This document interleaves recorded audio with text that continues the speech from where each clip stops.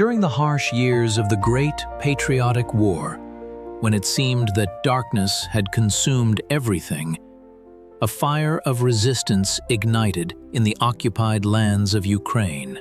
One of those who fanned this flame into a nationwide struggle was Alexey Fyodorovich Fedorov. His name became a symbol of fearlessness and unbending will. We will delve into the history of a man whose actions changed the course of events and learn how he forged a powerful partisan movement, terrifying the enemy from disparate groups. Fedorov, affectionately called Batko Fedya by his fighters, didn't just command. He was the brain and heart of the resistance, organizing a complex network that encompassed hundreds of detachments between 1941 and 1944. A hero whose pre-war life shaped him as a leader. Now, let's look back to understand how the man destined to become a legend was formed. Alexey Fyodorov was born in 1903 in a simple peasant family in Chernihiv Oblast. His childhood, like that of many at the time, was filled with hard work and modesty.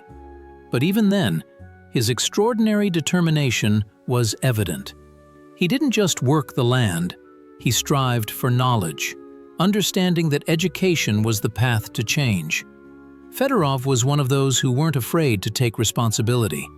In his youth, he went to work on the railway, where he quickly demonstrated his organizational skills. This wasn't just labor for the sake of earning a living. It was a school of life, where skills of interacting with people, the ability to solve complex problems, and make quick decisions were honed.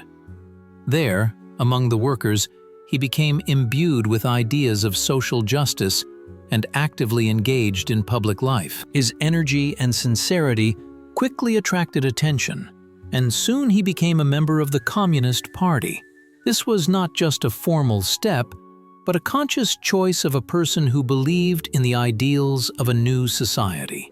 Fedorov's career developed rapidly.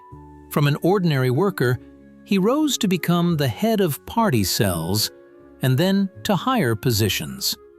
He worked in various regions of Ukraine, gaining experience in management, delving into the intricacies of agriculture and industry. These years became the foundation of his future leadership. He learned to understand the needs of ordinary people, to listen to them, and most importantly, to act in their interests. He was distinguished by incredible efficiency, the ability to quickly analyze situations and find unconventional solutions. He was not a desk worker but a man of action, always ready to personally get involved in solving problems. His authority grew not due to his position, but due to his actions. He was strict but fair, demanding but always ready to help. These qualities, formed in peacetime, would become invaluable when the war began, and he would have to lead the struggle for survival under occupation. It was then that his organizational talent and unyielding will would be subjected to the most severe test. He was ready for it, although he did not yet know what awaited him. And so came the summer of 1941.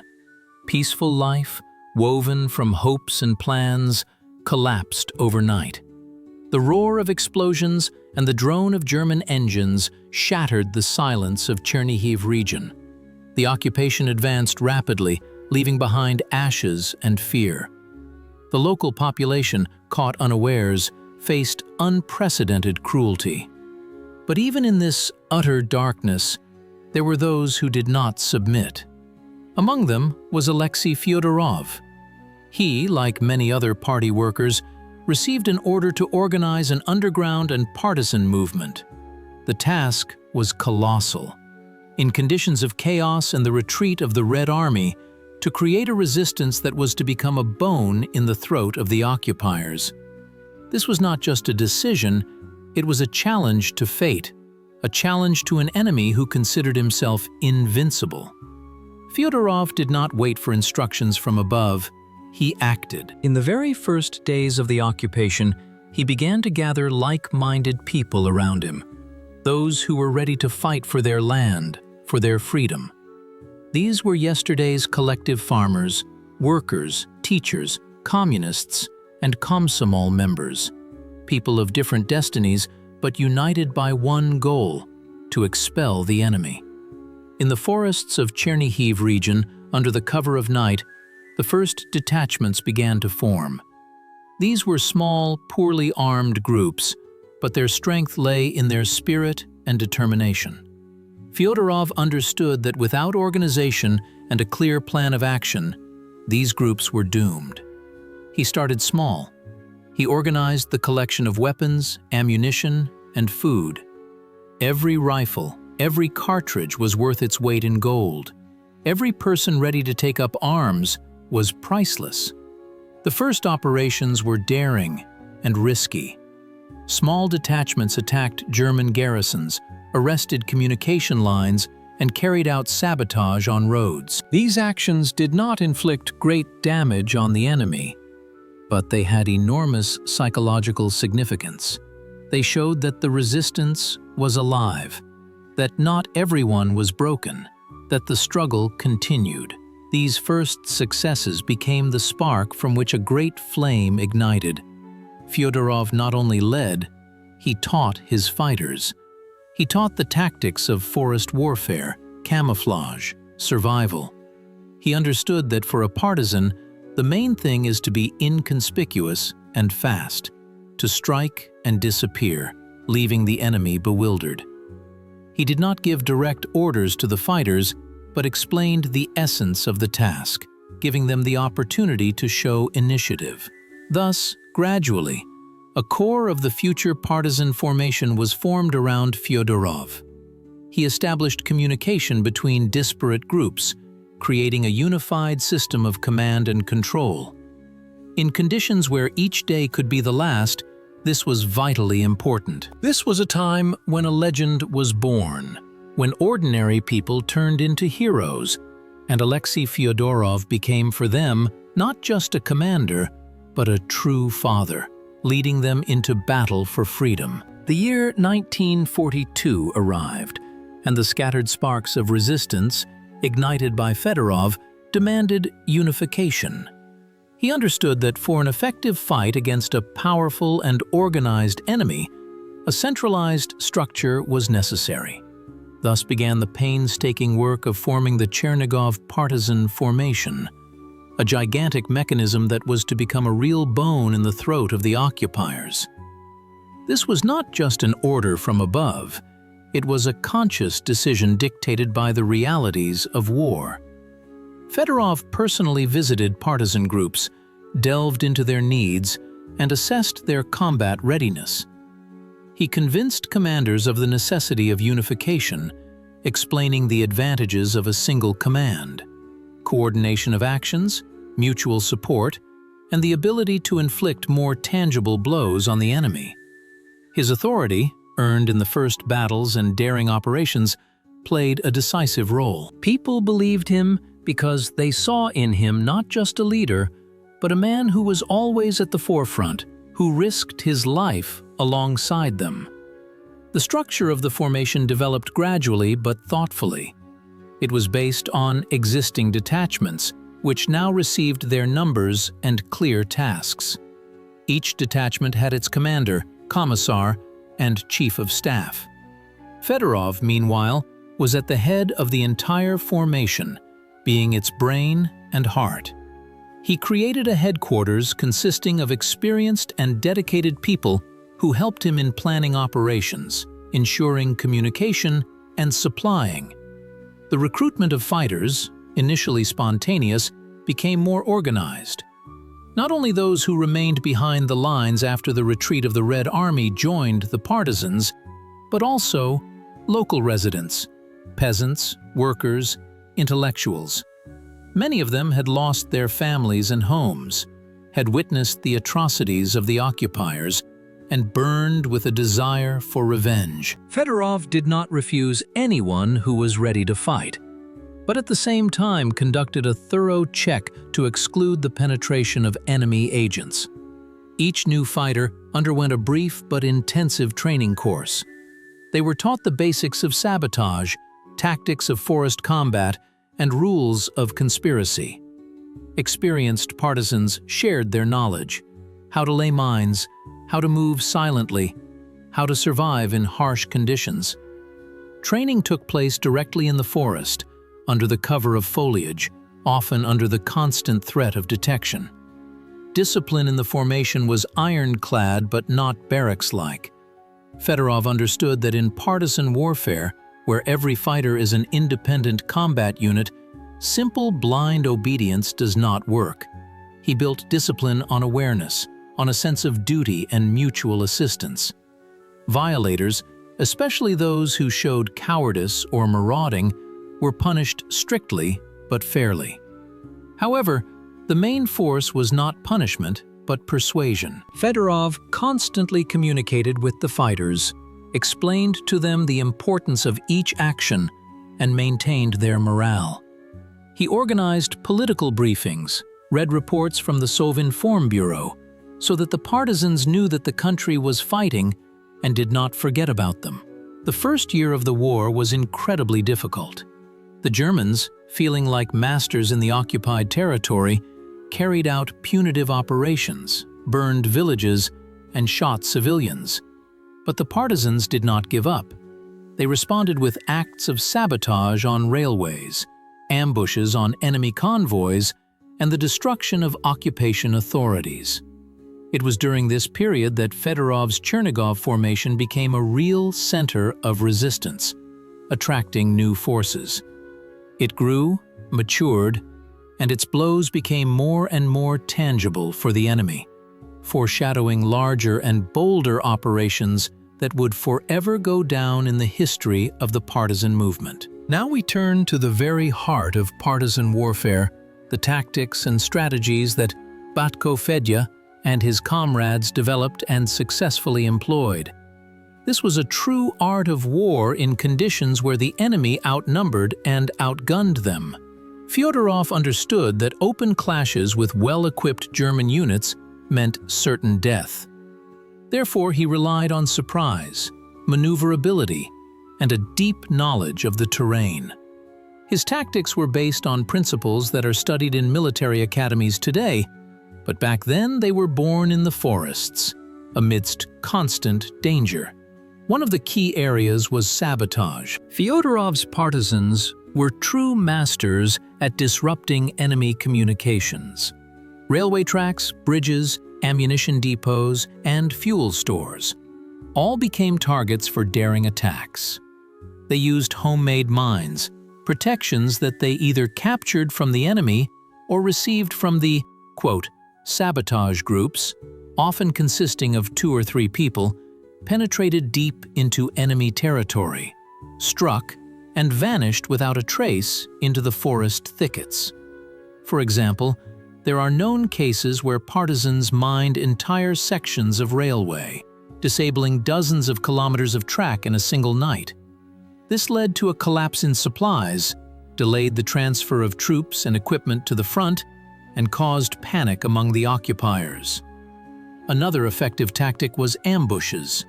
Partisans carefully studied the routes of German columns, choosing the most vulnerable sections of roads where they could suddenly attack and quickly retreat. Ambushes were organized so that the enemy found themselves under crossfire, unable to maneuver. Ditches, tree blockades, and mines were often used to halt or slow down vehicles, followed by a lightning-fast strike. Ambushes on single vehicles or small convoys carrying valuable cargo, mail, or important officers were particularly effective. Such operations not only inflicted material damage on the enemy, but also demoralized them, creating a sense of constant danger. Raids into enemy rear areas became the calling card of Fyodorov's unit. These were large-scale operations where entire detachments and sometimes the entire unit undertook multi-kilometer marches through enemy territory, striking garrisons, headquarters, airfields, destroying equipment and manpower. Such raids had not only military but also psychological significance. They showed that the partisans were not scattered groups of bandits, but a powerful, organized force, capable of operating over a vast territory. The Germans were forced to keep significant forces in the rear to fight the partisans, diverting them from the front. The effectiveness of these methods was astonishing. Constant sabotage on railways meant that German echelons barely reached the front, or did not arrive at all. Ambushes reduced the enemy's personnel and equipment. Raids kept the occupation forces in constant tension, giving them no rest day or night. All this significantly reduced the enemy's combat effectiveness, undermined their morale, and became an important factor in the overall struggle for the liberation of the homeland. Under conditions of total occupation, when the enemy methodically destroyed everything reminiscent of Soviet power, it was vital for Fyodorov's partisan detachments not just to survive, but also to coordinate their actions with the mainland. Without communication with the center, the partisans risked turning into scattered groups, doomed to isolation and destruction. That is why establishing stable communications became one of the primary tasks for Batko Fedya. This was an extremely complex logistical and technical challenge deep behind enemy lines, where every step could cost a life. The main channel of communication, a kind of nervous system of the partisan movement, became radio communication. However, at the beginning of the war, this was a real challenge. Radio stations were extremely rare, and specialist radio operators were even more valuable. The first radio transmitters were cumbersome and required a constant power source, which was an almost insoluble problem in forest conditions. But Fyodorov understood that without radio, there was no full-fledged communication, no coordination, no ability to receive instructions and transmit valuable intelligence. Therefore, he made colossal efforts to organize the training of radio operators from among his fighters, as well as to deliver radio equipment. From the mainland, risking their lives, radio operators and portable radio stations were dropped in. Their work was incredibly dangerous. Constant movement, antenna camouflage, message encryption. All this required the highest professionalism and resilience. It was thanks to these invisible heroes who went on air every day that the partisans could receive information about the situation on the fronts, about upcoming operations, and the center, in turn, received invaluable information about the deployment of enemy units, their numbers, and plans. In addition to radio communication, other more traditional but no less important methods were actively used. Messengers. These were brave people, often young boys and girls, who traveled vast distances on foot or horseback, making their way through the front line or deep into enemy territory. They delivered reports, orders, maps, and sometimes small batches of medicines or explosives. Their path was full of dangers: enemy patrols, ambushes, denunciations. Each such journey was an act of heroism, and many of them never returned. But they knew that the lives of hundreds of fighters and the success of operations depended on their endurance and courage. Air bridges occupied a special place in the communication system. This was perhaps the most complex and dangerous, but at the same time, the most effective form of communication. In conditions of total German air superiority over the occupied territories, Soviet pilots performed incredible feats, delivering vital cargo to the partisans. Under the cover of night, without navigation lights, guided by barely visible signals from bonfires, planes from the mainland landed on airfields specially prepared by the partisans. These were small, camouflaged clearings deep in the forest, which the partisans guarded round the clock from enemy detection. With the help of air bridges, The partisans received not only weapons, ammunition, and medicines, but also food, uniforms, and explosives. Everything necessary for conducting a long and grueling struggle. Along with the cargo, reinforcements also arrived. Experienced commanders, radio operators, doctors, and sapper engineers. These specialists brought new knowledge and experience, strengthening the combat capability of the partisan detachments. On the return flight, planes took back the wounded, children, as well as valuable intelligence data. Maps with the location of enemy objects, photographs, documents, and testimonies of prisoners.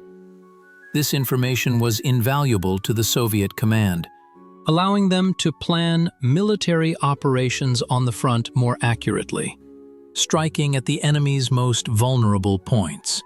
Organizing the reception of cargo was an entire science. The partisans prepared landing sites in advance, ensured their camouflage, and set up guards. As soon as the plane landed, the cargo was quickly unloaded, and the arrivals were met and accommodated. Everything happened under conditions of strict secrecy and under the cover of night to avoid enemy detection. Any oversight could lead to catastrophe, to the loss of a valuable aircraft and people. Thus, the well-coordinated communication system created under the leadership of Alexey Fyodorov became one of the key factors in the success of the partisan movement. Radio communication, messengers, and air bridges ensured an unbroken connection with the mainland, allowing the partisans not only to survive, but also to strike tangible blows against the enemy, becoming an integral part of the common struggle for victory. The winter of 1942-1943 descended upon Chernihiv Oblast with unprecedented cruelty. Frosts reaching 30 degrees below zero, deep snow, a biting wind. Nature itself seemed to have turned against the partisans, testing their resilience. But far more terrifying was the enemy, who offered no respite, intensifying punitive operations. It was during these months that Fedorov's detachment faced a critical shortage of everything: food, medicine, ammunition. It was a true test of survival, where each day became a struggle for existence, and every strategic decision made by the commander was a guarantee of maintaining the combat effectiveness of the units. Hunger became the most formidable enemy. Food supplies collected in the autumn, demographics before their eyes.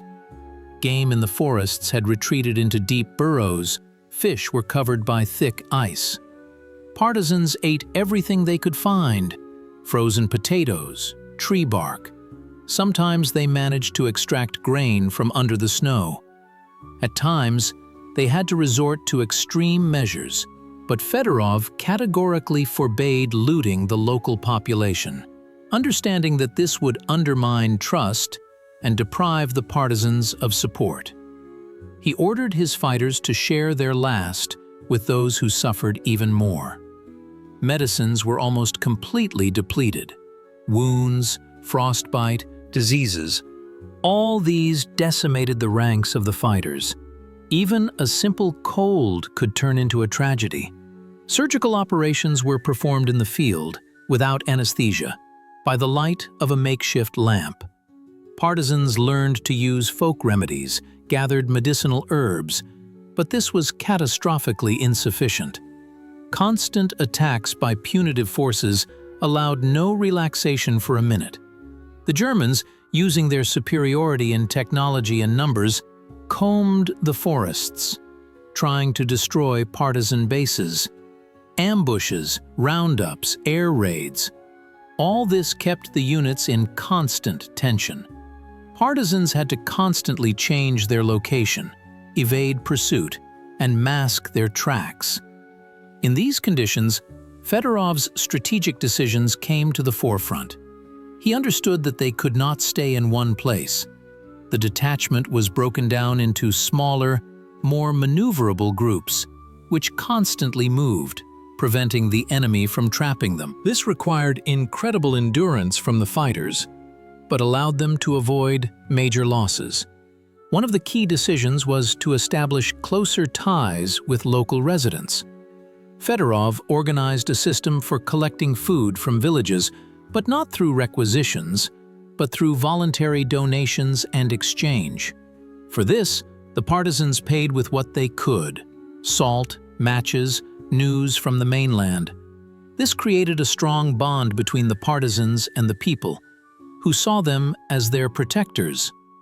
He also actively used intelligence to anticipate the actions of the punitive forces. Scouts, often disguised in civilian clothes, infiltrated German garrisons, gathered information about enemy plans, troop strength, and their armament. This data allowed Fedorov to make operational decisions, lead units away from danger, or, conversely, organize surprise attacks on weakened groups of punitive forces. Despite all the difficulties, Fedorov managed to maintain the combat effectiveness of the detachment. Moreover, in the winter of 1942-1943, the partisans continued to strike at the enemy. They carried out sabotage on railways, destroyed warehouses, and set up ambushes on convoys. Each successful operation boosted the morale of the fighters, giving them hope for a speedy victory. This wintering became a severe test for every partisan, for every commander. But thanks to their resilience, courage, and, of course, the strategic genius of Alexey Fyodorov, the detachment endured. It not only survived, but became even stronger, hardened, ready for new, even larger operations that brought the long-awaited victory closer. After the harsh winter of 1942-1943, when Fedorov's unit not only endured but also grew stronger, the time came to strike the enemy a blow that would paralyze them for a long time. Alexey Fyodorovich Fedorov perfectly understood that the supply of German troops directly depended on the operational status of the railways. Destroying them meant depriving the enemy of reinforcements, ammunition, and provisions. Thus, the idea of a large-scale operation was born, which went down in history as the Rail War. This was not just an order, but an entire strategy developed personally by Fedorov and his staff, aimed at inflicting maximum damage on the enemy's transport infrastructure. Every meter of railway track, every bridge, every switch became a target. The goal was not merely to damage, but to completely disable key lines through which supplies for the Eastern Front were transported. Fedorov understood that without this, it would be impossible to effectively support the offensive operations of the Red Army. He believed that mass sabotage on the railways would be the quote that would dig the enemy's grave in the rear. Preparations for the Rail War were colossal. Partisans actively collected explosives, which were supplied from the mainland or obtained from the enemy. Everything was used: anti-tank mines, artillery shells, grenades, homemade charges of trottle and ammonal. Each link, each detachment, received clear instructions and maps indicating their areas of responsibility. Special attention was paid to training saboteurs. These were true masters of their craft, capable of planting explosives in pitch darkness right under the enemy's nose to inflict maximum damage. They were taught the basics of railway engineering, how to distinguish types of rails, sleepers, and fastenings, to choose the most vulnerable spots for demolition. The scale of the planned sabotage was astounding. It was not about pinpoint actions, but a synchronized strike on hundreds of kilometers of railway track. Partisans had to act simultaneously so that the enemy would not have time to react and redeploy forces for defense. This required precise coordination and flawless execution. The operation began in August 1943. Thousands of partisans, divided into small groups, went to the railways.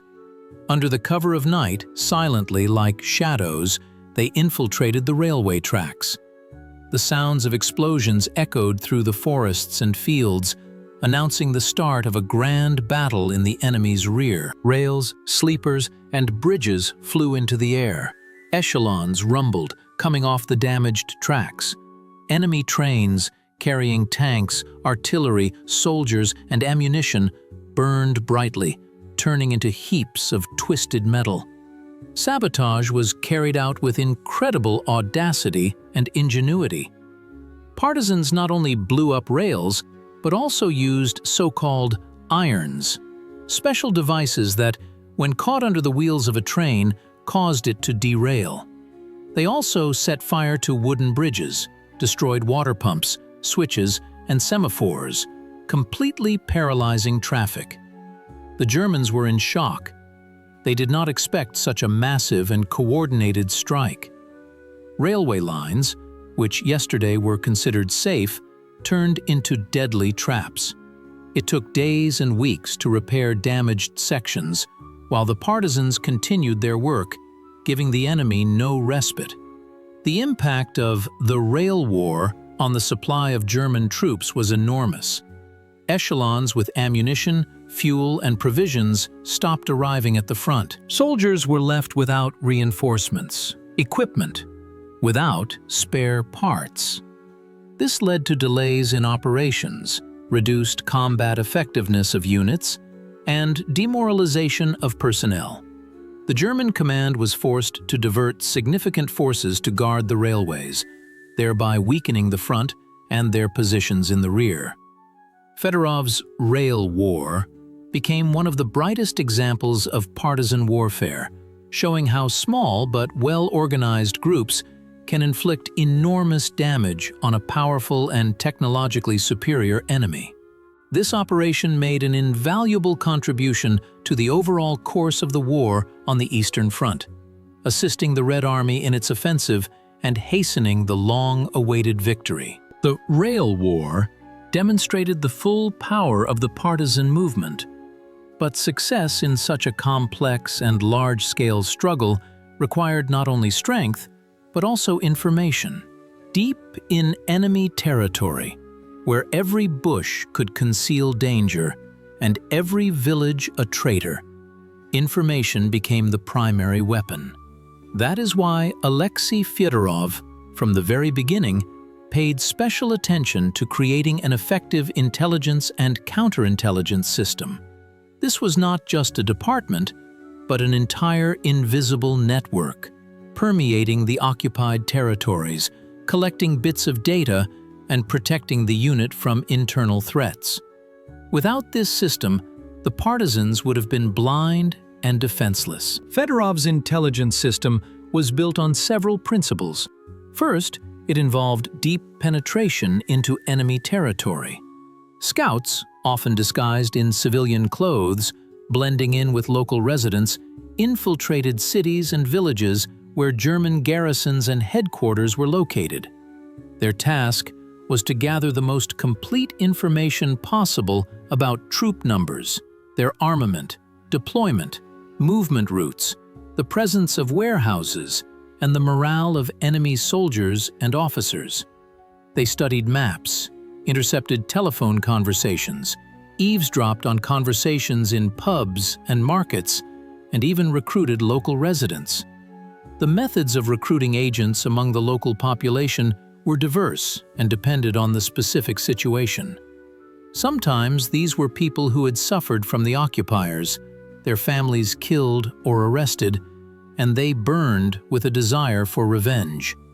In other cases, they were people sympathetic to Soviet power, ready to risk everything for victory. Fedorov and his commanders understood that violence or coercion in such matters was unacceptable. An agent had to act out of conviction, not fear. Therefore, recruitment was built on trust, on patriotic feelings, on the promise of protection and help in the future. Agents, often women, the elderly, or teenagers, were given specific tasks: to monitor the movement of German columns, report on punitive operations, and identify traitors and collaborators. Conspiratorial techniques were vital. Scouts used legends, changed their appearance, avoided unnecessary contacts. Information was transmitted through liaisons, using dead drops, conventional signs, notes written in invisible ink. A developed system of passwords and responses ensured the authenticity of a liaison or agent. A leak of information could cost dozens of lives, so conspiracy was treated with utmost seriousness. Counterintelligence was no less important. Its task was to identify and neutralize enemy agents who tried to infiltrate partisan detachments. The Germans actively deployed saboteurs and provocateurs, trying to sow panic, gather information about partisan bases and plans. Fedorov's counterintelligence officers carefully checked every new fighter, especially those who came from enemy territory, interrogated local residents, and analyzed suspicious behavior. Any suspicion was thoroughly investigated. Examples of successful intelligence operations are numerous. For example, thanks to intelligence data, Fedorov's partisans were able to learn in advance about a major punitive operation being prepared, which allowed them to move their detachments out of harm's way and avoid heavy losses. In another case, information about the route of a high-ranking German officer allowed for a successful ambush and the capture of valuable documents. Intelligence data on the deployment of German airfields and fuel depots allowed for the planning of daring sabotage acts that inflicted significant damage on the enemy. The intelligence and counterintelligence system created by Fedorov was a true work of art in the conditions of partisan warfare. It provided the unit with invaluable information, allowed them to anticipate enemy actions, protected them from betrayal, and helped them deliver precise and crushing blows. It was thanks to this invisible but extremely effective work that Fedorov's partisans were able to stay one step ahead of the enemy, which became one of the key factors in their survival and success in the fight against the occupiers. After a harsh winter and the triumph of the Rail War, when it seemed that the partisans had already proven their strength, Alexey Fyodorov conceived something truly daring and unprecedented. He decided to lead his formation into the Carpathians. This was not just a relocation, but a real Carpathian raid, an expedition into the unknown, a journey of hundreds of kilometers through enemy rear lines, across mountains that the Germans considered an impregnable barrier. The strategic significance of this maneuver was enormous. Fedorov sought to expand the zone of partisan influence, to create new centers of resistance in western Ukraine, where the partisan movement had not been as developed before. This also allowed for diverting significant enemy forces from the front and disrupting their communications deep in the rear, especially vital for supplying the Eastern Front through the Carpathian passes. It was a chess move of the highest level, designed not only to inflict damage on the enemy, but also to raise the morale of the population in occupied territories, to show that the Red Army had not forgotten them, and that the struggle continued everywhere. Preparations for the raid were complex and painstaking. It was necessary to gather food, ammunition, and medical supplies to sustain thousands of fighters for months of autonomous existence. Fedorov's scouts penetrated deep into the Carpathians, studying routes, the locations of German garrisons, and potential basing areas. Every step was calculated, as any mistake could cost the entire formation its life. In early 1944, when snow still lay in the forests but spring was already in the air, Fedorov's multi-thousand-strong formation set off. It was a grand march. Thousands of fighters, convoys with wounded, provisions, weapons, all stretched along forest paths. The first hundreds of kilometers passed through already familiar territories. But soon the partisans entered completely new areas. Here, the terrain became increasingly difficult. Dense forests gave way to steep ascents and descents, and mountain rivers that had to be forded. The difficulties of traversing the mountainous terrain were colossal. Roads were absent, trails were barely visible, and heavy artillery and convoys struggled to move across the rugged landscape. Often, it was necessary to cut a path through fallen trees, to build temporary bridges over raging rivers. The weather in the mountains changed rapidly, from spring sunshine to sudden snowfalls and torrential rains. The fighters suffered from cold, hunger, and fatigue, but their spirit remained unyielding, for they knew that ahead lay freedom and new centers of resistance. The raid was not a peaceful march. It was constantly necessary to engage in battles with enemy outposts, garrisons, and punitive detachments. The Germans, learning of the advance of a large partisan formation, threw significant forces to intercept it. But Fedorov's partisans, hardened in battles, skillfully used the mountain landscape to organize ambushes, sudden attacks, and retreats. Every village, every farmstead through which the partisans passed became an arena of fierce clashes. During the raid, the partisans not only fought, but also established contacts with the local population. Many residents of Western Ukraine, tired of the occupation, gladly welcomed the Soviet partisans, joined them, and supplied them with food and information. Fedorov's men held rallies, explained the goals of their campaign, and called for a joint struggle. Thus, gradually, partisan control was established in new areas. New detachments were created from among the local residents, underground committees were organized, and a system of communication and supply was established.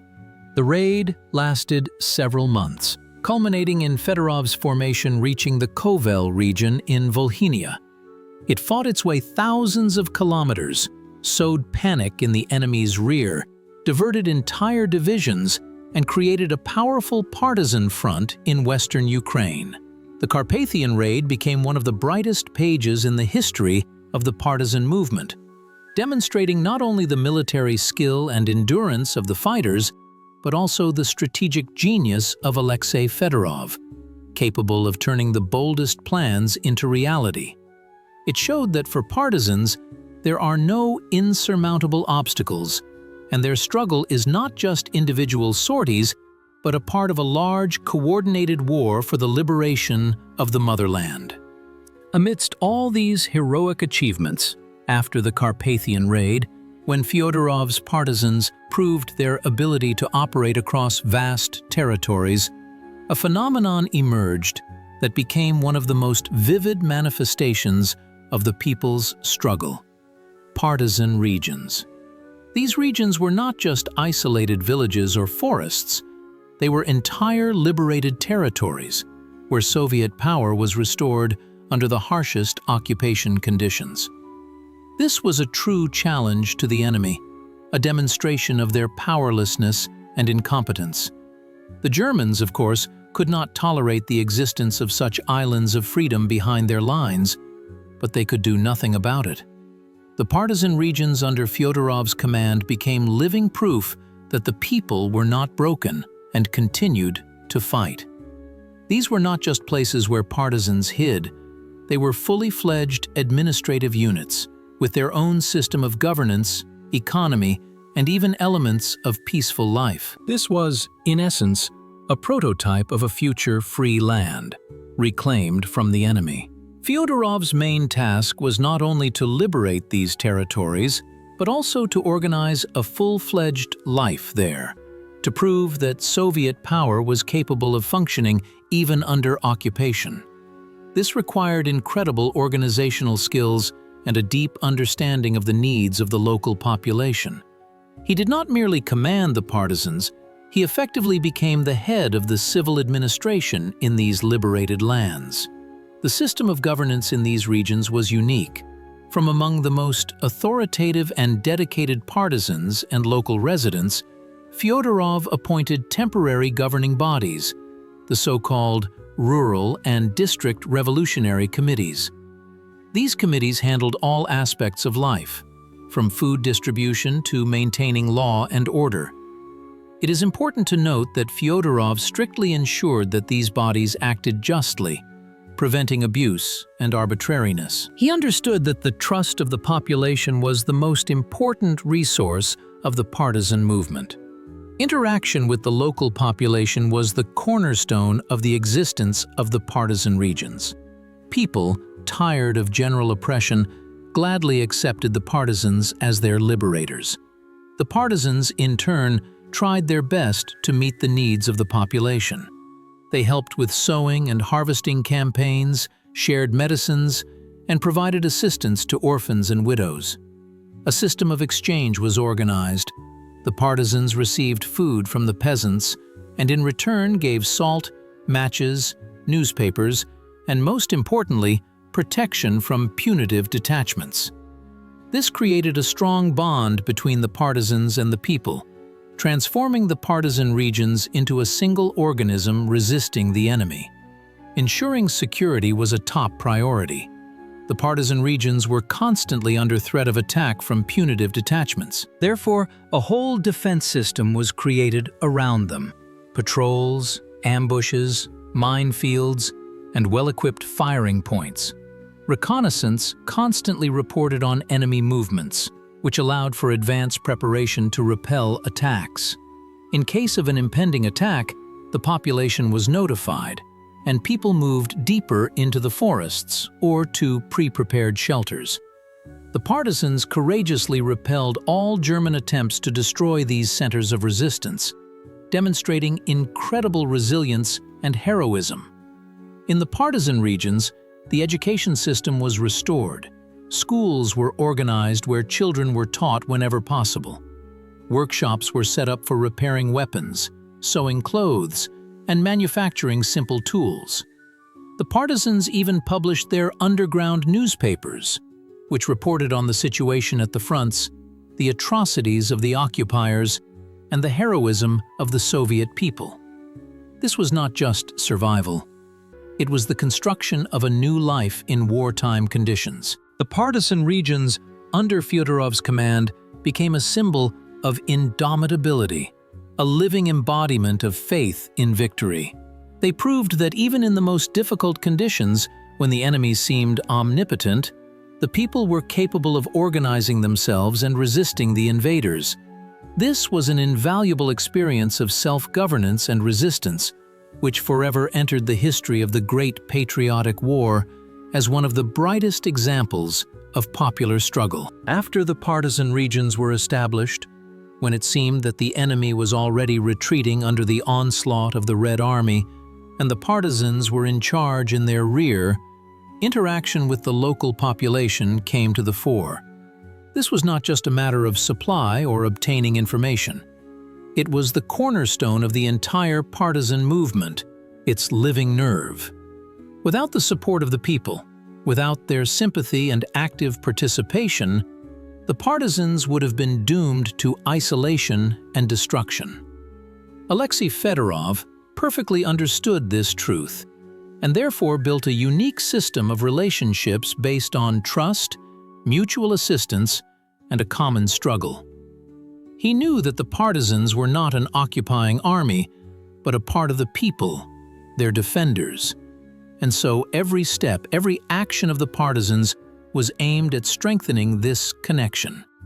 Attracting the support of local residents was a multifaceted process. Fedorov and his commissars carried out constant explanatory work.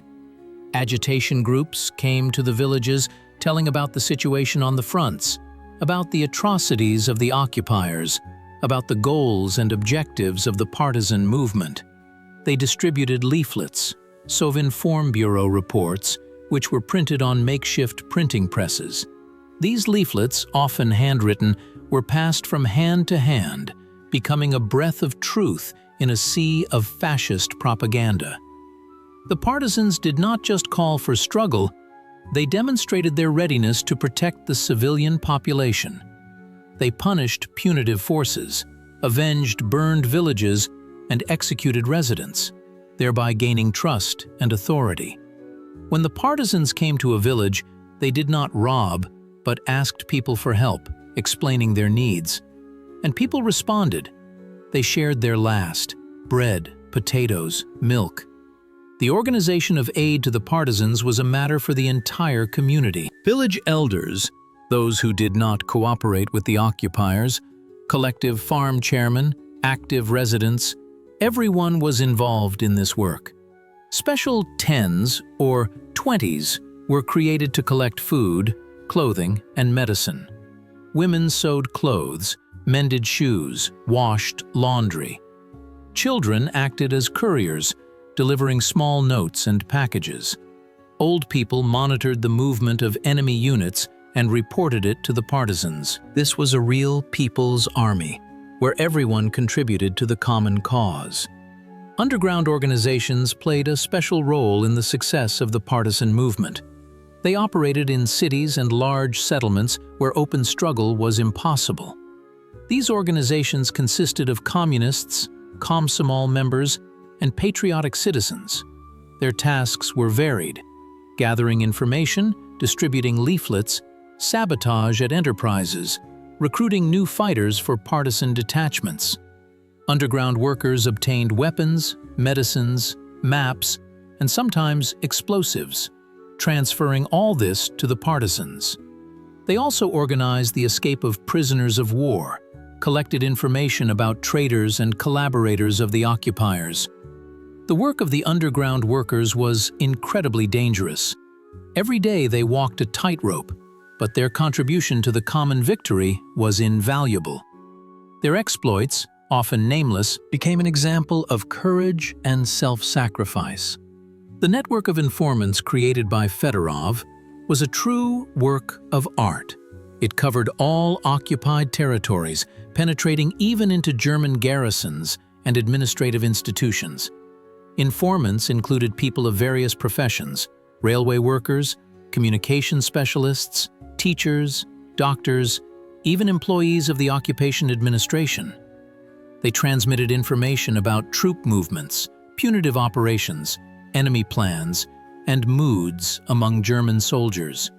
This data was vital for planning partisan operations, for timely withdrawal of detachments from attack, for organizing ambushes and sabotage. Fedorov understood that every informant was a potential hero and paid special attention to their safety. Communication with them was maintained through reliable couriers, complex systems of passwords and safe houses, caches, and conditional signs were used.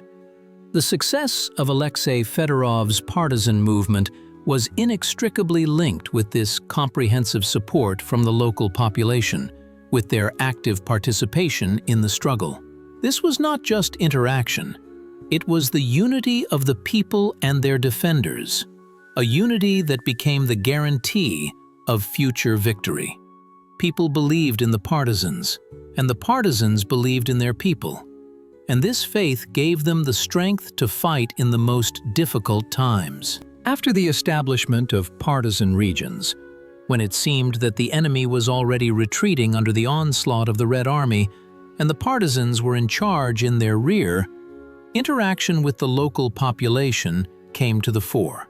This was not just a matter of supply or obtaining information.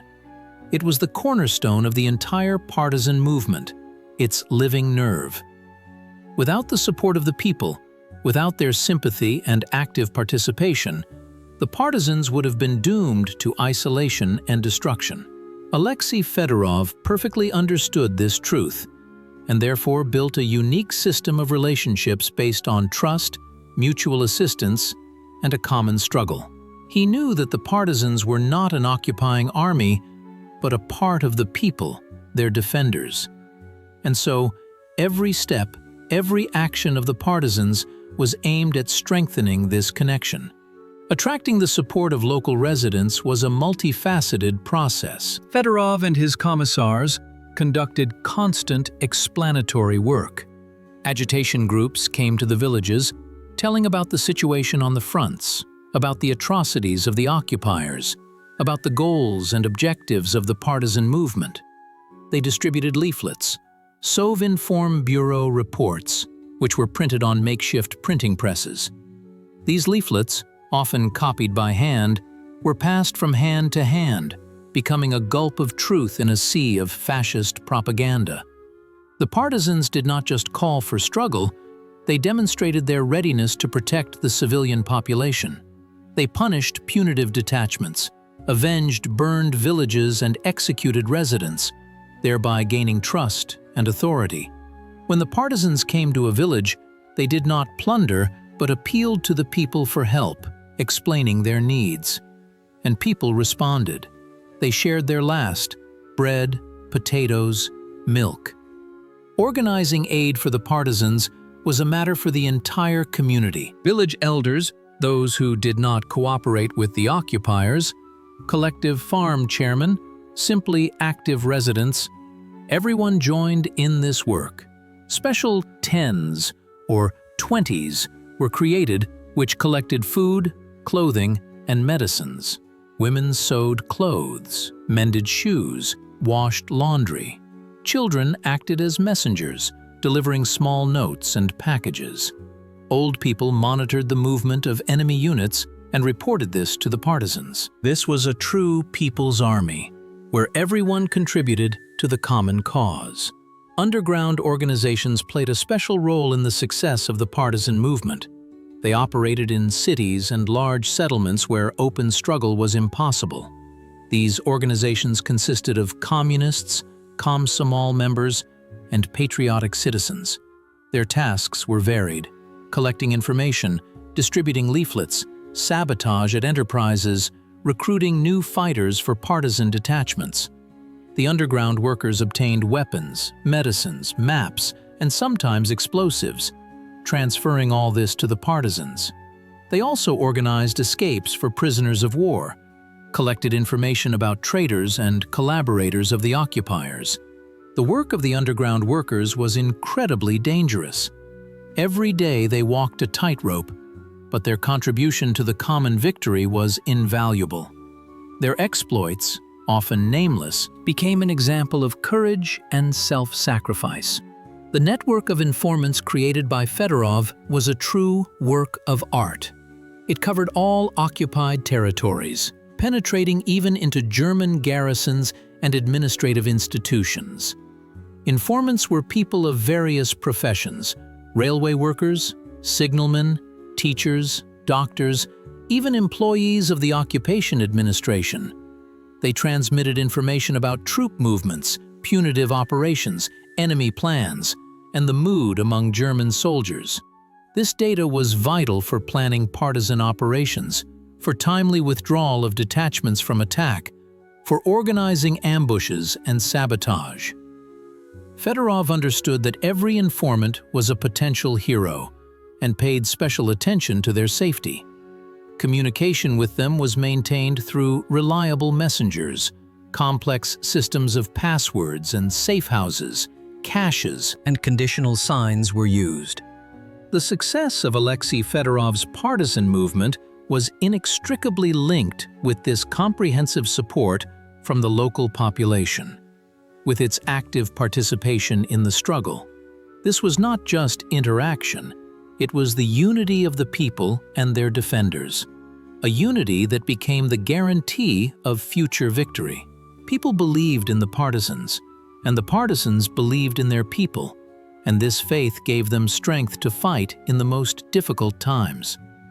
And now, when the Red Army began its victorious offensive, this unity became the foundation for joint operations. Against the backdrop of all these heroic achievements, when Fedorov's partisans proved their ability to operate across vast territories, the time came for coordination with the regular army. This was the stage when the partisan movement, grown from scattered groups, had to become an integral part of a large-scale military campaign. Alexey Fyodorovich Fedorov perfectly honestly that without interaction with the advancing units of the Red Army, without joint operations, victory over the enemy would be incomplete, and most importantly, protracted. He saw the partisans not just as avengers, but as the vanguard of the Liberation Army, capable of striking where the front had not yet passed. This was a strategic calculation aimed at maximally accelerating the liberation of occupied territories. Coordination of actions with the Red Army began long before the front approached the areas of operation of Fedorov's forces. Through established communication channels, radio, messengers, airfields, the partisans constantly transmitted invaluable intelligence data to the center. Information about the deployment of German units, their numbers, armaments, defensive lines, as well as the movements of reserves. All this landed on the desk of the Soviet command, allowing for more precise planning of offensive operations. In turn, the center informed Fedorov about the Red Army's plans, the timing of the offensive, and the directions of main attacks.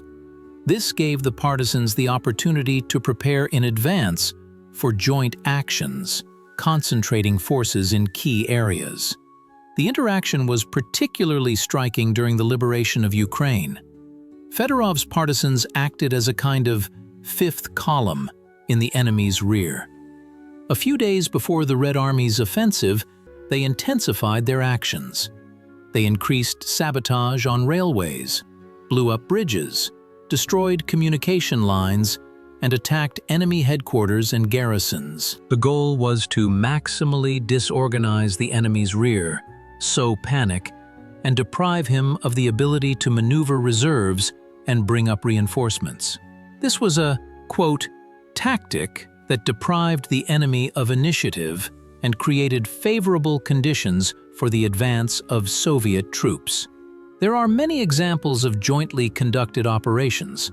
For instance, during the liberation of the Kiev region, Fedorov's partisans were tasked with cutting strategically important railway lines leading to the front. They accomplished this brilliantly, blowing up dozens of kilometers of tracks and delaying the transfer of several German divisions. This allowed the Red Army to break through the enemy's defenses in one sector and advance. In other cases, the partisans acted as advance detachments, capturing settlements, bridges, and crossings before the arrival of regular units. They held these objects until the Red Army arrived, preventing their destruction by the enemy. This significantly accelerated the pace of the offensive and preserved important infrastructure objects. The role of partisans in the success of major military operations was enormous. They not only diverted significant enemy forces that could have been used at the front, but also paralyzed its rear, disorganized supplies, and disrupted communications. Often, partisans acted as guides for the advanced detachments of the Red Army, helping them navigate unfamiliar terrain, bypass minefields, and ambushes. They provided valuable information about enemy forces, which allowed the Soviet command to make more informed decisions. The interaction of Fedorov's partisan detachments with the regular army became a vivid example of how popular resistance, organized and led by a talented commander, can become a powerful factor in achieving victory. This was the unity of the army and the people, the unity of the front and the rear, which broke the back of Nazi Germany and brought long-awaited liberation. This was the culmination, when the partisan movement transformed from an autonomous force into a part of the common, indomitable might. The history of Alexey Fyodorov and the movement he led is not merely a chronicle of heroic events. It is an invaluable textbook on the theory and practice of partisan warfare. His contribution to military science cannot be overstated. Fedorov did not simply adapt known methods to the conditions of World War II. He created a unique, multifaceted system that is still studied by specialists today. He demonstrated that partisan warfare is not chaotic sorties, but a highly organized, strategically conceived struggle capable of inflicting devastating blows on a powerful and technically superior enemy. The influence of his methods on subsequent conflicts can be traced in resistance wars around the world. The principles of organizing underground networks, establishing communication with the mainland, creating partisan territories, and the tactics of sabotage, ambushes, and raids All of these have become classics. Fedorov proved that a people's war, when led by a talented leader and supported by the populace, can become a decisive factor in achieving victory. His experience became the basis for developing doctrines for fighting occupiers and interventionists. The historical significance of Fedorov's activities for the victory in the Great Patriotic War is immense. His partisans not only diverted significant enemy forces from the front, but also paralyzed its rear, disorganized supplies, and disrupted communications. They were a rear front that constantly kept the enemy under tension, giving them no respite. Operation Rail War and the Carpathian Raid. These actions, unprecedented in their scale and audacity, inflicted colossal damage on the enemy, hastened the collapse of Nazi Germany, and saved thousands of lives of Soviet soldiers at the front. The modern interpretation of Fedorov's legacy extends beyond purely military history. It is an example of how, under conditions of total oppression and terror, when it seemed that there was no hope, people were able to organize themselves, find the strength for resistance, and win. This is a story of strength of spirit, of an unbending will for freedom, of solidarity and mutual assistance. In the era of modern hybrid wars, when conflicts take on the most diverse forms, the lessons of partisan warfare taught by Alexey Fyodorov remain relevant. His methods of fighting occupiers, based on a deep knowledge of the terrain, popular support, high mobility, and surprise, continue to be studied and applied. Fedorov's legacy is not only a memory of a hero, but also an eternal reminder that even in the darkest times, the light of resistance can ignite into the flame of victory, if there is will, courage, and a talented leader.